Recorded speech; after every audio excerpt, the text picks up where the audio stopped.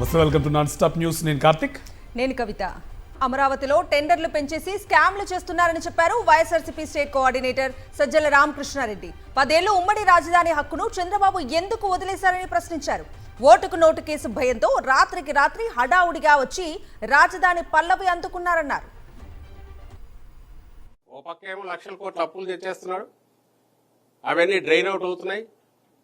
తిరిగి ఎక్కడికి పోతున్నాయో తెలుసు. 2-3 కంపెనీలే, షాపూర్జీ పల్లంది, ఎల్ఎన్టీ, ఎన్సీసీ అనుకుంటా. ఇందులో మేజర్ పార్ట్ షాపూర్జీ పల్లంది, ఎల్ఎన్టీ. ఇందులో ఏది స్కామ్ కాదు. చెరువుల్లో భూములు సైట్లు ఇచ్చింది స్కామ్ కాదా? బయటికి ఆధారాలతో సహా వచ్చింది. మన పాప గుండెకి చనిపోయిన రైతు అదే క్వశ్చన్ రైజ్ చేసింది. రోజుకు 1 టీఎంసీనో 2 టీఎంసీనో తీయాలంట. అంటే ఆల్మోస్ట్ ప్రాజెక్ట్ అది. ఇంత స్కామ్గా ఉన్న దీన్ని క్వశ్చన్ చేయకపోతే ఎట్లా? 10 ఏళ్ళు హైదరాబాద్లో ఉండడానికి అవకాశం ఉంది.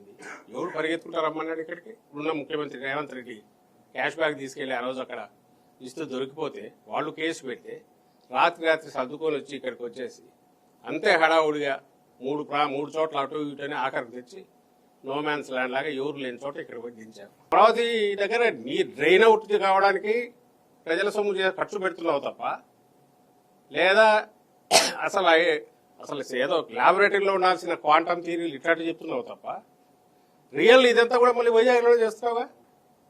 జగన్మోహన్ రెడ్డి గారు చెప్పింది అదే. రాయలసీమ లిఫ్ట్పై చంద్రబాబు ఎందుకు సమాధానం చెప్పడం లేదని ప్రశ్నించారు వైఎస్ఆర్సీపీ స్టేట్ కోఆర్డినేటర్ సజ్జల రామకృష్ణారెడ్డి. రేవంత్ రెడ్డి చంద్రబాబు మధ్య ఏం జరిగిందో ప్రజలకు చెప్పాల్సిన అవసరం ఉందన్నారు. మెడికల్ కాలేజీలను ప్రైవేటు పరం చేసినట్లే రాయలసీమకు చంద్రబాబు ద్రోహం చేశారన్నారు సజ్జల. రేవంత్ రెడ్డి మాట్లాడిన దానికి సంబంధించినంత వరకు మీ మధ్య జరిగిందా లేదా? సరే, రాయలసీమ లిఫ్ట్ నువ్వు అవసరం లేదనుకుంటాడు. అవసరం లేదనుకుని ఆపినప్పుడు ఆ మాట మరి ఓపెన్గా ఎందుకు చెప్పిండు? వాళ్ళు అంత రహస్యంగా ఎందుకు ఆయన దానికి ఓకే అనిడా? పోనీ అనలేదనుకో, రేవంత్ రెడ్డి మాట్లాడింది తప్పు, మేము అట్లా అనలేదు అన్నామనుకో, మరి పనులు ఎందుకు ఆగిపోయినాయి? దీనికి చెప్పాలిగా. లేదు, దీనికి సంబంధం లేదు, ఇది అవసరం లేదు అంటే ఎస్టాబ్లిష్ చేయి. నువ్వు సైలెంట్గా ఉన్నావంటే లోపాయకారి జరిగింది. మెడికల్ కాలేజీల మాదిరే పూర్తయిన మెడికల్ కాలేజీలకు సంబంధించి నువ్వు పాలసీ యాజ్ సచ్ కొత్తగా ఎవరైనా అప్లై చేస్తే PPP, that's a different issue. నడిచి కంప్లీట్ కన్స్ట్రక్షన్ లేక సుమారుగా అయినవి నువ్వు మార్చి ఎట్లిస్తావు? అది ద్రోహం. ఇది మరింత ద్రోహం. ఎందుకంటే నీళ్ళు అనేవి ప్రాణాధారం, ప్లస్ వేరే దిక్కు లేదు రాయలసీమకు, ఎడారైపోయేది. అలాంటి దాంట్లో హక్కుల పరిరక్షణకు నువ్వు చేయకపోవడం రాయలసీమకు, రాష్ట్రానికి ద్రోహం చేయడం. తెలంగాణ సీఎం రేవంత్ రెడ్డి కోసం ఏపీ రాష్ట్ర ప్రయోజనాలను చంద్రబాబు తాకట్టు పెట్టారని మండిపడ్డారు మాజీ మంత్రి బుగ్గన రాజేంద్రనాథ్. రాయలసీమ లిఫ్ట్ ను ఆపేసి ఈ ప్రాంతాన్ని ఎడారి చేయాలని కుట్ర చేస్తున్నారన్నారు. 4 గోడల మధ్య ఇద్దరు సీఎంలు మాట్లాడుకున్న దానిపై చంద్రబాబు స్పష్టత ఇవ్వాలని డిమాండ్ చేశారు బుగ్గన. ఇంతవరకు రేవంత్ రెడ్డి గారు చెప్పిన మాట నిజమా కాదా, ఏమన్నా మాటల్లో పొరపాటుగా అర్థం చేసుకున్నారని ఎక్కడన్నా ఒక్కరన్నా చెప్పినారు? ఇది బాధ్యత ఎవరిది? ముఖ్యమంత్రి గారి బాధ్యత. ఆయన వచ్చి చెప్పాలి ఇది నిజంగా జరిగిందా. ఒకవేళ జరగలేదంటే ఇది జరగలేదు, ఇది రాంగ్ అని చెప్పండి, లేదా జరిగింటే ఇది ఈ విధంగా అని చెప్పండి. రాయలసీమ ప్రాంతం గురించి మాట్లాడేటప్పుడు ఎకిలించుకుంటే ఎకిలి నవ్వులు నవ్వుతే మాత్రం ఈ ప్రాంతం అనేది ఖచ్చితంగా క్షమించదని చెప్పి మేమందరూ కూడా తెలియజేస్తాం. వైఎస్ఆర్సీపీ నేతలపై కూటమి ప్రభుత్వం కక్ష సాధింపు చర్యలను ఆపడం లేదు. సోమశిల డ్యాం పరిశీలనకు వెళ్లకుండా మాజీ మంత్రి కాకాని గోవర్ధన్ రెడ్డి, ఎమ్మెల్సీ చంద్రశేఖర్ రెడ్డి, మాజీ ఎమ్మెల్యే నల్లపురెడ్డి ప్రసన్నకుమార్ రెడ్డిని పోలీసులు అడ్డుకున్నారు. అయితే వారి పర్యటనకు అనుమతి లేదంటూ పోలీసులు వైఎస్ఆర్సీపీ నేతలను అడ్డుకున్నారు. రాయలసీమ లిఫ్ట్ ఇరిగేషన్కు చంద్రబాబు చరమగీతం పాడారని వైఎస్ఆర్సీపీ నేతలు మండిపడ్డారు. సోమశిలను సందర్శిస్తే ప్రభుత్వానికి నష్టమేంటని ప్రశ్నించారు.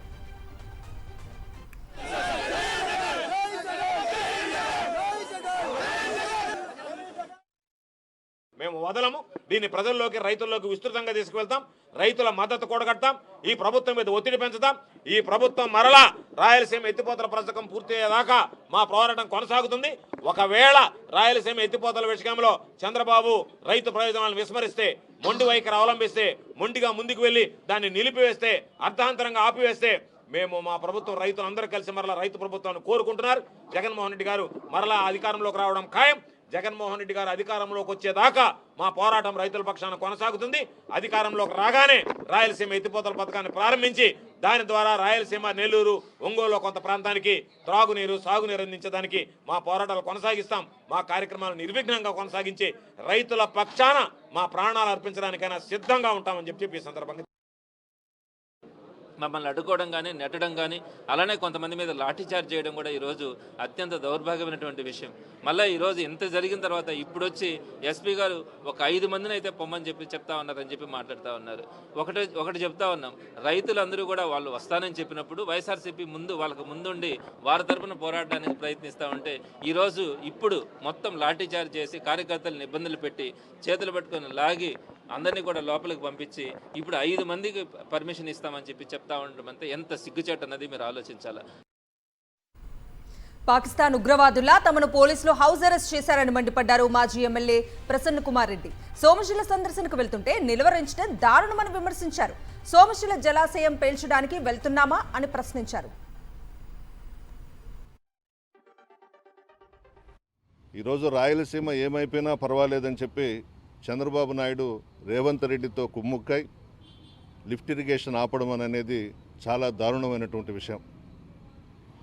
దీనిని రైతులకు, ప్రజలకు తెలియజేయాలనే ఉద్దేశంతో ఈరోజు ఈ కార్యక్రమం పెట్టుకుంటే మమ్మల్ని అందరినీ కూడా హౌస్ అరెస్ట్ చేశారు. మేమేమన్నా పాకిస్తాన్ ఉగ్రవాదులమా అని అడుగుతా ఉన్నా, మేమేమన్నా సోమశిల డ్యాముని పేల్చేసేదానికి పోతున్నామా అని అడుగుతున్నా ప్రభుత్వాన్ని. సంక్రాంతికి రైతు భరోసా నిధులు వస్తాయని ఎదురు చూస్తున్న తెలంగాణ రైతులకు నిరాశ ఎదురయ్యే పరిస్థితి నెలకొంది. సంక్రాంతికి రైతు భరోసా నిధులు విడుదల చేస్తామని ప్రభుత్వం ప్రకటించినప్పటికీ కుదరకపోవడంతో నెలాఖరు వరకు ప్రక్రియ మొదలు పెడతామని ప్రభుత్వ వర్గాలు చెప్తున్నాయి. దాదాపు 10,000 కోట్ల నిధులు అవసరమవుతాయని అధికారులు అంచనా వేస్తున్నారు. ఇప్పటికే ఆర్థిక శాఖ రైతు భరోసా నిధుల కోసం చర్యలు ప్రారంభించింది.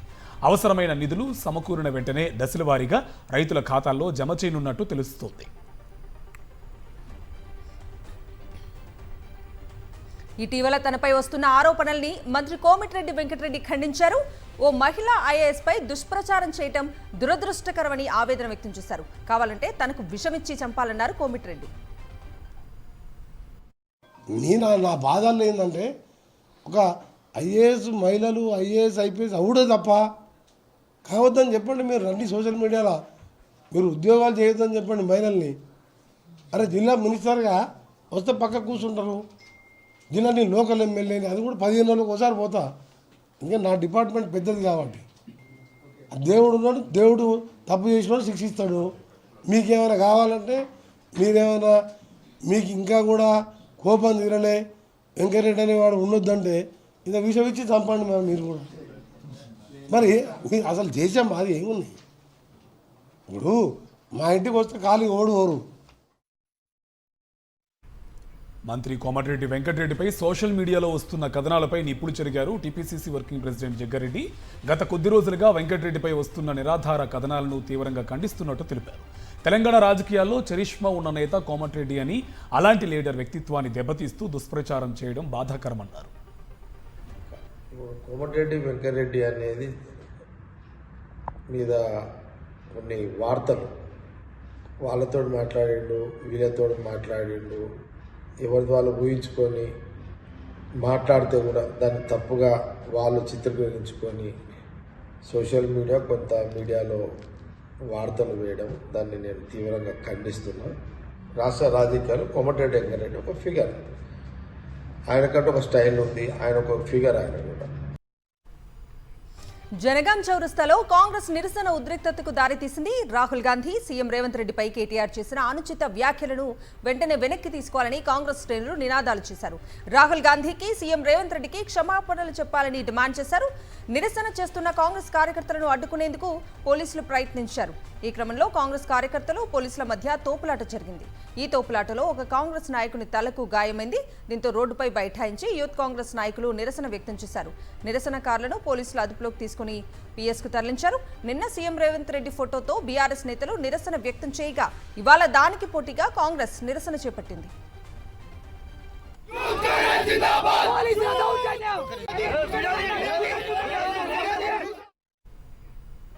అధికారంలోకి వస్తే ఓళ్ల పేర్లు మారుస్తామంటున్నారు తెలంగాణ బీజేపీ నేతలు. నిజామాబాద్ పేరును ఇందూరుగా మారుస్తామని ఎంపీ ధర్మపురి అరవింద్ ప్రకటించారు. ముస్లింలు కూడా ఇందూరు అని పిలవడం అలవాటు చేసుకోవాలన్నారు.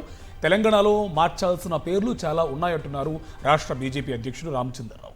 అలాగే హైదరాబాద్ పేరును భాగ్యనగరంగా మార్చాలని బండి సంజయ్ ఎప్పటి నుంచే డిమాండ్ చేస్తున్నారు. ये शहर का नाम इंदौर था, आगे चल के इंदौर बनेगा.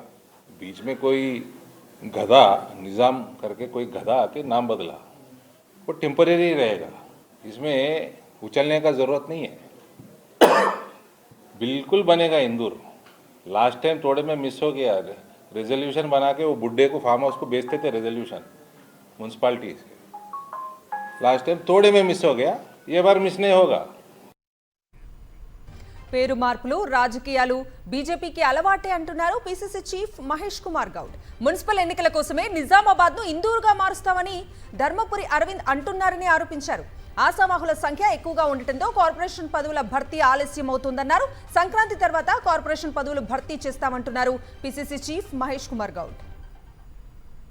పేరు మార్చడం వల్ల ఏమవుతుంది? పేరు మార్చాలని అనే ముందు నువ్వు నిజామాబాద్ జిల్లాకి పార్లమెంట్ సభ్యుడిగా మోడీ గారు 12 ఏళ్ళుగా ప్రధానమంత్రిగా ఉన్నారు. మీరు నిజామాబాద్ జిల్లాకు చేసింది ఏమిటి? ప్రజలు ఆశించినటువంటి ఉద్యోగాలు ఇవ్వలేక, ప్రజలు ఆశించిన అభివృద్ధి చేయలేక పేరు మార్పుతో కాలయాపన చేస్తూ ఉన్నారు. గాంధీ మహాత్ముడి పేరునే మన్రేగాను తొలగించే ప్రయత్నం చేస్తూ ఉన్నారు. నేను వీళ్ళకి హితో పలికేది పేర్ల మార్పు కాదు, మీరు జిల్లాకు చేసింది ఏందో చెప్పాలి. అది పక్కన వదిలేసి పేర్లు మార్చుకొని రాజకీయాలు చేస్తామంటే ప్రజలు నమ్మరు.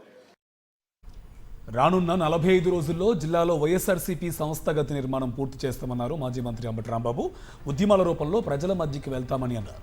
వైఎస్ఆర్సీపీ మాస్ పార్టీ అన్న అంబటి వైఎస్ జగన్ ఎక్కడికి వెళ్ళినా లక్షలాది మంది జనం వస్తున్నారని చెప్పారు. YSR Congress party as a mass based party. మీరు చూస్తున్నారు, జగన్మోహన్ రెడ్డి గారు ఎక్కడికి వెళ్ళినా లక్షలాది మంది ప్రజలు వస్తున్నారు. దాన్ని మరింత బలోపేతం చేసుకోవడం కోసం సంస్థాగతంగా కూడా మేము చాలా పటిష్టంగా ఉండడం కోసం తీర్చిదిద్దేటటువంటి కార్యక్రమం చేస్తున్నారు. అదేవిధంగా జిల్లాలో కూడా సంక్రాంతి అయిపోయిన తర్వాత 17వ తారీఖు నుంచి 17, 18, 19 తారీఖుల్లో అన్ని నియోజకవర్గాల్లోనూ మేము వెళ్ళి అక్కడ ఉన్నటువంటి పరిస్థితుల్ని, అక్కడ ఉన్న సంస్థాగతంగా ఇప్పుడు జరిగిన నిర్మాణాన్ని, ఇంకా జరగవలసిన నిర్మాణాన్ని పూర్తి చేయవలసిందిగా వాళ్ళందరితో కూడా మాట్లాడి 45 రోజుల్లో ఈ టార్గెట్ను పూర్తి చేయడానికి ప్రయత్నం చేస్తామని ఈ సందర్భంగా తెలియపరుస్తున్నాం. విజయవాడలో హిందూ పరిరక్షణ సమితి ఆధ్వర్యంలో నిరసన కార్యక్రమం చేపట్టారు. కపిలేశ్వర స్వామి శివలింగం ధ్వంసం చేయడాన్ని నిరసిస్తూ ఆందోళన చేపట్టారు.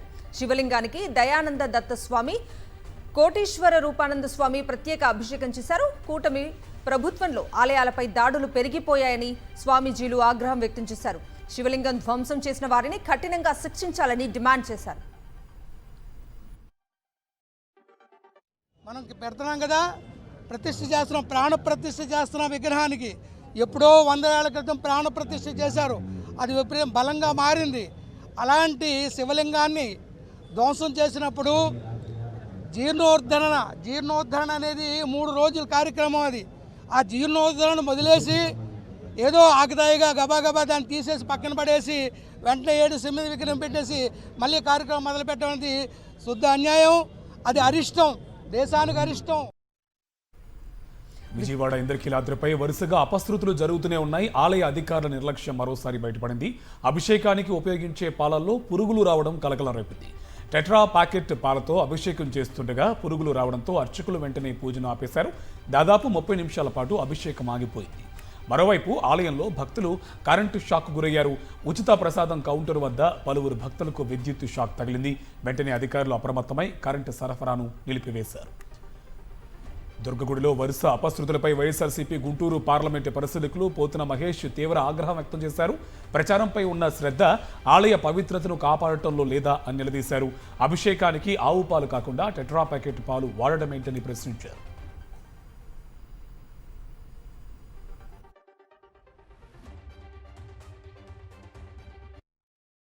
అమ్మవారికి విశిష్ట సేవ అయినటువంటి చక్ర నవవర్ణ అర్చనకి ఉపయోగించేటువంటి పాలల్లో పురుగులు రావడం, ఆ పాలు కూడా టెట్రా ప్యాక్ పాలు వాడడం, ఇది ఏ విధంగా కరెక్ట్ అని ఆలయ ఈవో గారిని, అదేవిధంగా అధికారుల్ని, వైదిక కమిటీని కూడా మిమ్మల్ని సూటిగా ప్రశ్నిస్తా ఉన్నాం.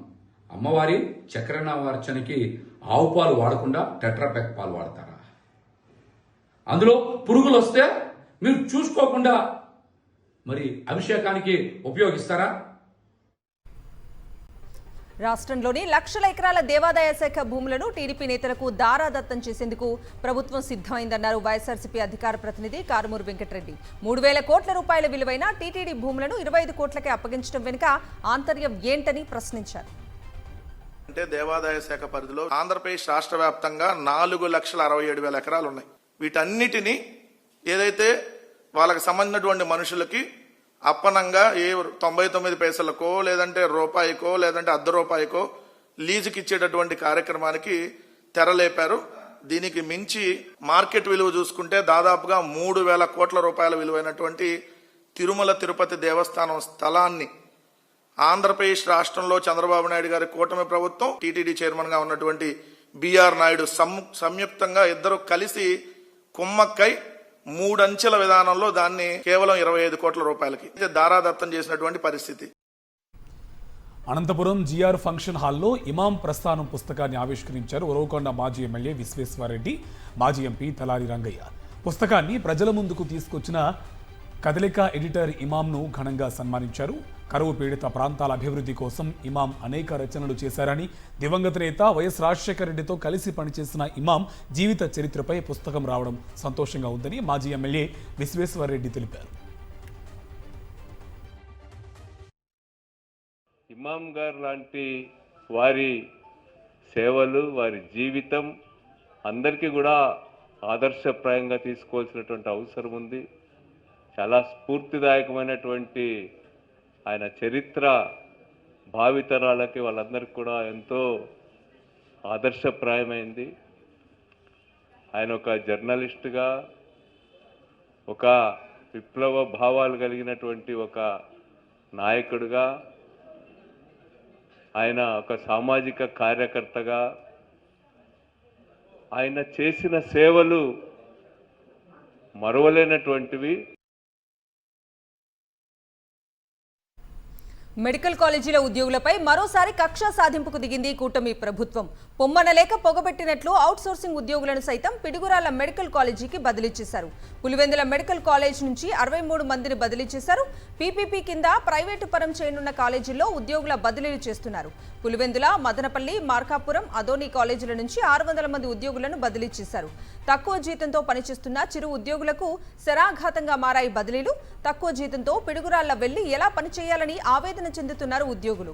600 మంది ఉద్యోగుల బదిలీతో ఆయా మెడికల్ కాలేజీల భవితవ్యం ప్రశ్నార్థకంగా మారింది. వైఎస్ జగన్ హయాంలో వీరి నియామకం జరిగిందనే అక్కసుతోనే బదిలీ చేశారనే విమర్శలు వినిపిస్తున్నాయి.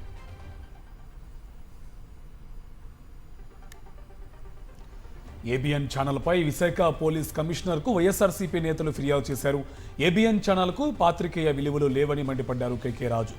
ప్రతి డిబేట్లోనూ వైఎస్ జగన్మోహన్ రెడ్డిపై బురద చల్లుతున్నారని ఆగ్రహం వ్యక్తం చేశారు. ఎల్లో మీడియాలో డిబేట్లు లిమిట్స్ దాటుతున్నాయన్నారు. మాజీ సీఎం వైఎస్ జగన్మోహన్ రెడ్డిపై ఇష్టం వచ్చినట్లు మాట్లాడుతూ ఎల్లో మీడియా విషం కక్కుతుందని ధ్వజమెత్తారు. మాజీ ఎమ్మెల్యే బాసుపల్లి గణేష్, వెంకటకృష్ణపై తక్షణమే చర్యలు తీసుకోవాలని డిమాండ్ చేశారు.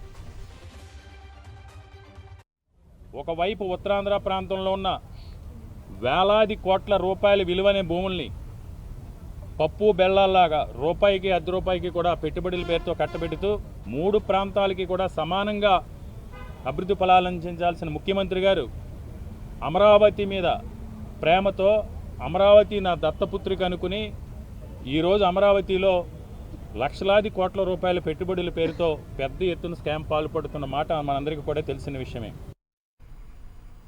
హైదరాబాద్ లో మరో భారీ ఆపరేషన్ చేపట్టింది హైడ్రా. 3,000 కోట్లకు పైగా విలువైన ప్రభుత్వ భూమిని స్వాధీనం చేసుకుంది. షేర్లింగంపల్లి నియోజకవర్గం మియాపూర్ విలేజ్ మక్తా మహబూబ్ పేటలో ఆక్రమణలు తొలగించింది. సర్వే నెంబర్ 44లో 15 ఎకరాలకు పైగా ప్రభుత్వ భూమిని స్వాధీనం చేసుకుంది. అక్రమ నిర్మాణాలను పూర్తిగా తొలగించి ప్రభుత్వ భూమి అని బోర్డులు పాతారు హైడ్రా అధికారులు.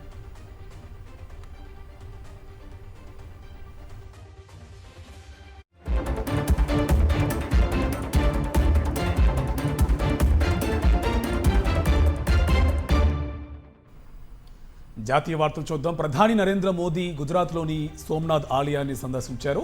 స్వాభిమాన్ పర్వలో పాల్గొని ప్రత్యేక పూజలు చేశారు. అనంతరం జరిగిన డ్రోన్ షోను ప్రధాని వీక్షించారు. అంతకుముందు ఆలయానికి చేరుకున్న ప్రధానికి సోమనాథ్ టెంపుల్ అధికారులు, పూజారులు ఘన స్వాగతం పలికారు. ప్రధాని మోదీ కూడా అక్కడున్న భక్తులకు, కళాకారులకు అభివాదం చేసుకుంటూ ముందుకు సాగారు. ఇక ఆదివారం జరగనున్న శౌర్య యాత్రలో పాల్గొని ప్రసంగించనున్నారు ప్రధాని మోదీ.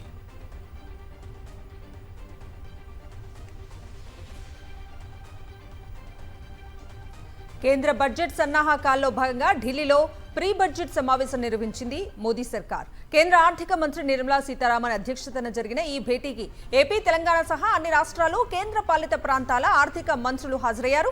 తమ అవసరాలకు అనుగుణంగా నిధుల కేటాయింపులపై కేంద్రానికి ప్రతిపాదనలు అందజేశారు. అలాగే బడ్జెట్ కూర్పునకు సంబంధించిన కీలక సూచనలు చేశారు. 2026-27 వార్షిక బడ్జెట్ను ఫిబ్రవరి 1న లోక్సభలో ప్రవేశపెట్టనున్నారు కేంద్ర ఆర్థిక మంత్రి నిర్మలా సీతారామన్.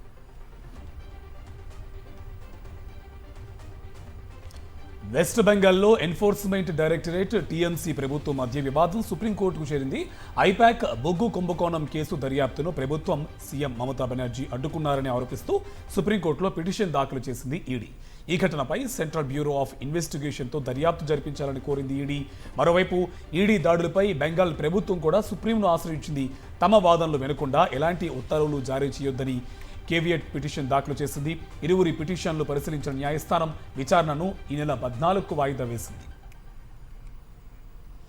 మహారాష్ట్రలో మున్సిపల్ కార్పొరేషన్ ఎన్నికలు రసవత్తరంగా మారాయి. బృహన్ ముంబై మున్సిపల్ కార్పొరేషన్తో పాటు 28 కార్పొరేషన్లకు ఈ నెల 15న పోలింగ్ జరగనుంది. ఈ నేపథ్యంలో విజయం కోసం అభ్యర్థులు వినూత్న ప్రయత్నాలు చేస్తున్నారు. ఈసారి ఏకంగా రోబో డాగ్స్, ఎల్ఈడి బ్యాగ్లు, ఏఐ రీల్స్తో హైటెక్గా ఓటర్లను ఆకట్టుకుంటున్నారు. పుణే, పింప్రి, చించ్వాడ్లో కనిపిస్తున్న ఈ దృశ్యాలు సోషల్ మీడియాలో వైరల్గా మారాయి.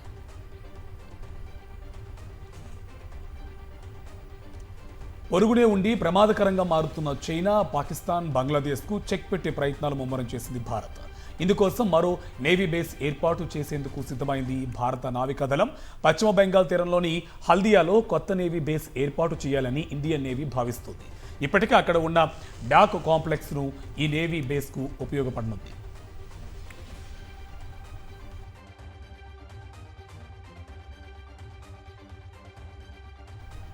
పోక్సో చట్టం దుర్వినియోగంపై సుప్రీంకోర్టు కీలక ఆదేశాలు ఇచ్చింది.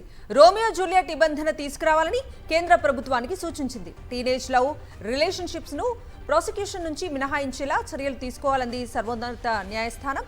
యువ సంబంధాలను నేరుగా పరిగణించడం వల్ల బాధితులు, వారి కుటుంబ సభ్యులపై తీవ్ర పరిణామాలు చూపిస్తున్నాయని సుప్రీంకోర్టు పేర్కొంది. వ్యక్తిగత కక్షలు తీర్చుకునేందుకు పోక్సో చట్టాన్ని దుర్వినియోగం చేస్తున్నారని అభిప్రాయపడింది.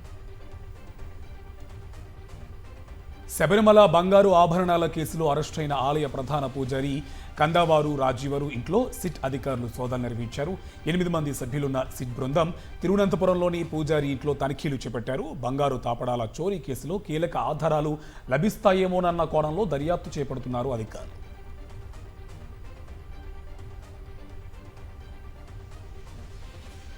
అయోధ్య రామ మందిరంలో షాకింగ్ ఘటన జరిగింది.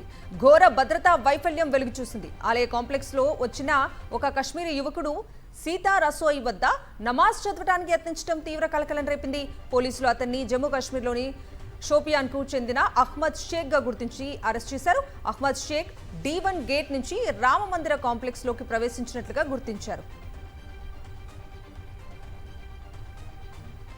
ఒడిశాలోని రూర్కెలాలో ఓ చార్టర్డ్ ఫ్లైట్ కుప్పకూలింది. టేకాఫ్ అయ్యి 10 కిలోమీటర్లు ప్రయాణించిన తర్వాత ఇంజన్ విఫలమవడంతో జలద వద్ద పంట పొలాల్లో పడిపోయింది. ఈ ఘటనలో పైలట్తో పాటు 6 గాయపడ్డారు. ఇందులో 4 ప్రయాణికులు కాగా 2 సిబ్బంది ఉన్నట్లు సమాచారం. క్షతగాత్రులను ఆసుపత్రికి తరలించి చికిత్స అందించారు. ఘటనపై ఒడిశా రవాణా శాఖ మంత్రి విభూతి భూషణ్ జన స్పందించారు. క్షతగాత్రుల పరిస్థితి నిలకడగా ఉందని తెలిపారు.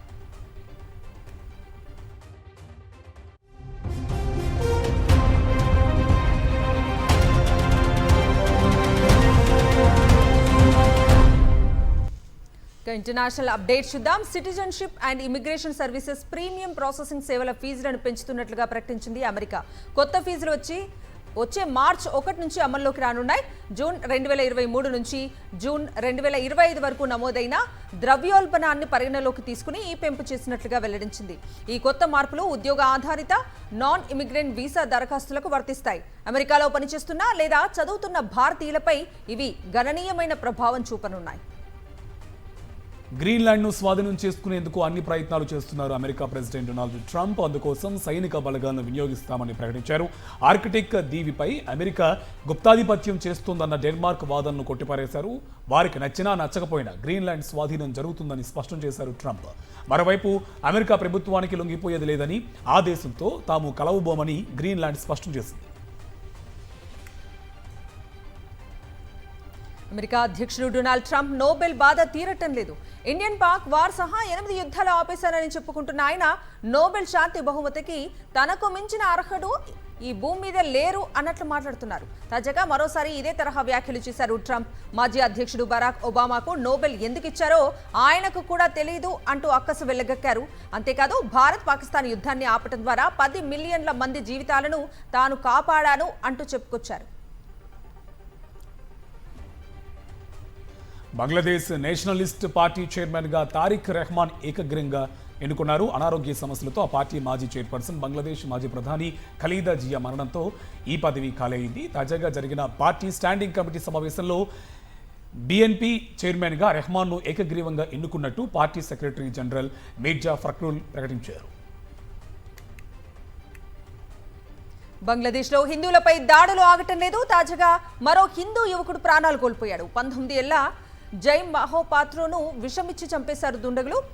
షాప్కి పిలిచి అతనిపై దాడి చేసి విషమిచ్చారు. హాస్పిటల్లో ఐసీయూలో చికిత్స పొందుతూ జై ప్రాణాలు విడిచాడు. ప్లాన్ చేసి ఇదంతా చేశారని కుటుంబ సభ్యులు, స్థానికులు వాపోతున్నారు.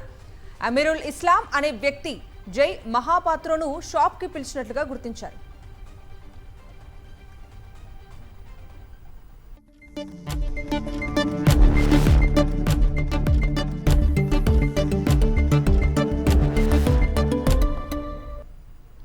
Coming to business updates. వెండి ధరలు మళ్లీ పెరిగాయి. 2 రోజులు నేల చూపులు చూసిన సిల్వర్ ఒక్క రోజులోనే కిలోపై 7,000 రూపాయలు పెరిగింది. దీంతో హైదరాబాద్లో కిలో వెండి ధర 2,75,000కు చేరింది.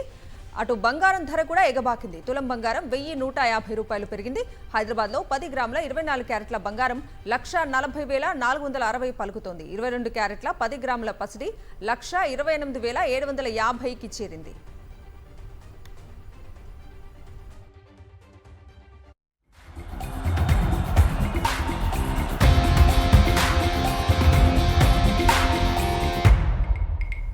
స్పోర్ట్స్ అప్డేట్స్ చూద్దాం. మహిళల ప్రీమియర్ లీగ్ 4వ సీజన్లో చేజింగ్ టీంకు నిరాశ మిగిలింది. హోరాహోరీగా సాగిన తొలి డబుల్ హెడ్లో గుజరాత్ జైంట్స్ 10 పరుగుల తేడాతో యూపీ వారియర్స్కు షాక్ ఇచ్చింది. గుజరాత్ బౌలర్లు అద్భుతంగా కట్టడి చేయడంలో యూపీ జట్టుకు ఓటమి తప్పలేదు. 208 పరుగుల ఛేదంలో ఆ జట్టును గుజరాత్ జైంట్స్ 197కి కట్టడి చేశారు.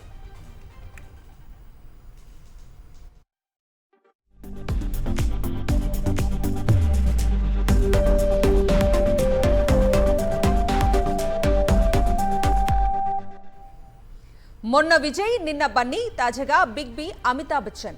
ఫ్యాన్స్ అత్యుత్సాహంతో నటీనటులకు ఇబ్బందులు తప్పటం లేదు. సూరత్ ఎయిర్పోర్ట్లో అమితాబ్కు ఇదే తరహా అనుభవం ఎదురైంది. అమితాబ్ను చూసేందుకు విమానాశ్రయం వద్దకు ఫ్యాన్స్ పెద్ద సంఖ్యలో తరలివచ్చారు. దీంతో ఆయన కారు వద్దకు వెళ్లడం కష్టమైంది. ఒక్కసారిగా అభిమానులు వచ్చేసరికి ఆ తాకిడికి విమానాశ్రయంలో ద్వారం వద్ద ఉన్న అద్దం పగిలిపోయింది. ఆ సమయంలో అమితాబ్ కొంచెం పక్కకు ఉండటంతో ఆయనకు ప్రమాదం తప్పింది.